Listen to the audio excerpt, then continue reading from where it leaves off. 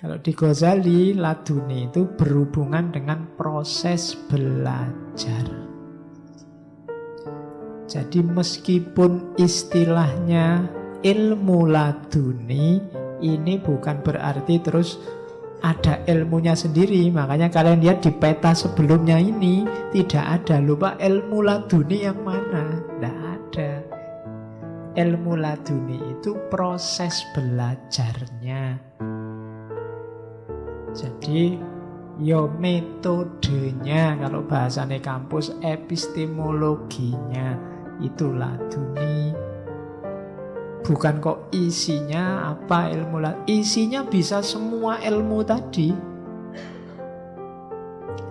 Apa ada Pak ilmu laduni yang isinya fisika misalnya? Sama Allah dianugerahi ilmu fisika, ada.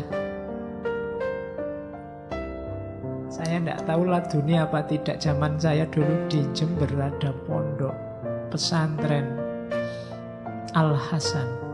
Kiainya namanya Kiai Muzammil. Beliau ini tidak pernah sekolah SD sampai kelas 4. Cuma otodidak belajar sendiri ilmu falak. Sampai kemudian bisa bikin teropong bintang sendiri. Dan sekarang jadi tempatnya mahasiswa-mahasiswa praktikum. Itu otodidak, nyari bahannya untuk bikin teropong, ya nyari di pasar-pasar, nyari cermin, nyari itu, belajar dari kamera, belajar dari itu. Cuma sampai kelas 4 SD. Kalau ada waktu ke sana. Di sana banyak dipakai praktikum mahasiswa. Jadi, ya mungkin ada bantuan dari Allah ladunia. Loh, bayangkan ilmu laduni isinya teropong bintang, itu kan luar biasa. Jadi dia proses belajarnya namanya laduni. Harusnya kalau tidak pernah sekolah formal kan tidak bisa, tapi beliau bisa. Zaman saya ke sana itu yang terbesar sudah bisa sekian ratus meter, kilometer bisa lihat planet Pluto. Zaman itu kan luar biasa, tidak sembarangan. Jadi itu proses belajar. Proses belajarnya ada dua. Kalau di Ghazali ta'allum insani sama ta'allum robbani. Kita ngaji ini ta'allum insani. Jadi model belajarnya manusia biasa. Jadi karena kita manusia biasa, ya modelnya ya biasa-biasa. Isinya berpikir, belajar normal, baca buku, mendengarkan kajian, diajari orang lain, dan seterusnya. Itu ta'allum insani. Ia dapat ilmu, dapat pengetahuan, cuma kayak tadi sifatnya tidak hakul yakin, informatif sifatnya. Beda sama ta'allum robbani. Ta'allum robbani ini dianugerahi. Kalau di Ghazali jenisnya dua, ada wahyu, ada ilham. Jadi kalau wahyu untuk para nabi, kalau ilham untuk manusia biasa seperti kita. Ya kalau ingin cepat dapat ilham, ya kalian besok kalau punya anak, nomor 1 kasih nama wahyu, nomor 2 ilham. Sudah dapat dua-duanya sekarang. Saya sudah dapat wahyu Pak, dan dapat ilham. Oke, ya. Jadi ini proses ta'allum robbani, pengajaran dari Tuhan langsung. Jadi itu simple. Nah, cuma syaratnya jiwanya harus bersih untuk ta'allum robbani. Jiwa yang kotor, mungkin Allah melimpahkan, seandainya Allah melimpahkan pun tidak akan terbaca. Kayak kita tiap sholat berdoa ihdinas siratal mustaqim, mungkin Allah sudah ngasih hidayah, menunjukkan jalan yang lurus. Kok kamu tidak ketemu-ketemu jalan lurusnya, mungkin petunjuknya Allah tidak terbaca. Kalau dilihat betapa sayangnya Allah pada manusia, insya Allah kalau kamu membaca Fatihahnya serius, itu kamu beneran sama Allah dikasih petunjuk. Dikasih petunjuk jalan yang lurus. Kenapa tidak terbaca? Kenapa kamu masih kebingungan? Mungkin karena jiwamu gelap. Ya kayak ruangan yang gelap itu loh. Seindah apapun isinya tidak kelihatan. Maka kita butuh jiwa yang jernih, katanya Ghazali. Bahkan katanya Ghazali, jiwa yang jernih itu sudah luar biasa isinya. Sudah banyak sekali anugerah pengetahuan dari Allah. Jiwa yang tidak jernih kenapa? Jiwa yang tidak jernih karena sibuk dengan kegelapan, sibuk dengan dunia, sibuk dengan materi. Analoginya Ghazali kayak mendung yang menutupi matahari. Kalau mendung menutupi matahari itu kan bukan berarti mataharinya tidak ada.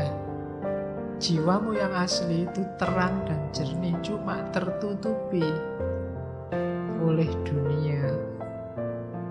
Maka kita harus belajar diawali dengan menyucikan diri. Tahapan pertama pembelajar itu membersihkan jiwa. Kalau versinya Ghazali, baik ta'alum insani maupun ta'alum robbani. Kenapa? Karena ya kayak dulu ya di syairnya Imam Syafi'i itu, karena ilmu itu nur. Jadi annal ilma nurun wa nurullahi la yuhdali asin. Dan cahayanya Allah tidak akan bisa jadi petunjuk bagi orang yang suka maksiat, karena maksiat membuat hati gelap. Kalau hatimu gelap ya hidayah seperti apapun tidak akan terbaca. Bukan Allah tidak ngasih, kamu yang tidak bisa baca. Jiwamu gelap. Maka syaratnya orang belajar yang pertama membersihkan jiwa. Atau kalau jiwanya sakit karena dunia, menyembuhkannya dulu. Makanya katanya Ghazali, penting syaratnya orang belajar itu mengenali penyakit jiwanya. Jiwamu ada penyakit apa yang menggelapkan? Dikenali dulu, terus diobati, baru kamu belajar. Kalau tidak ya susah. Cahaya masuk. Jangan-jangan itu yang membuat kalau kamu baca bukunya paham, akalmu jalan, tapi bukunya ditutup lupa. Tidak ada yang nyantol satupun. Mungkin karena dalamnya gelap. Pengetahuan banyak, ngaji ini aja sampai hampir 100 berapa sesi. Tapi yang tersisa berapa sekarang? Yang nyantol di sini paling kamu lupa. Banyak yang lupa. Jadi ditanami terus tapi tidak tumbuh-tumbuh. Itu mungkin karena jiwanya gelap. Karena alatnya ilmu laduni itu jiwa. Nah, asumsi-asumsinya. Kalau di Risalah Ladunia berarti ilmu laduni itu ilmu yang dilimpahi oleh Allah. Berarti dia berasal dari luar diri yang dimasukkan ke dalam diri. Asumsi yang kedua,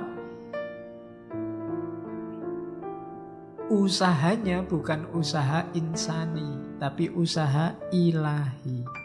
Karena dikasih, maka manusia bukan mencari ilmunya, tapi menyiapkan dirinya agar layak untuk dikasih.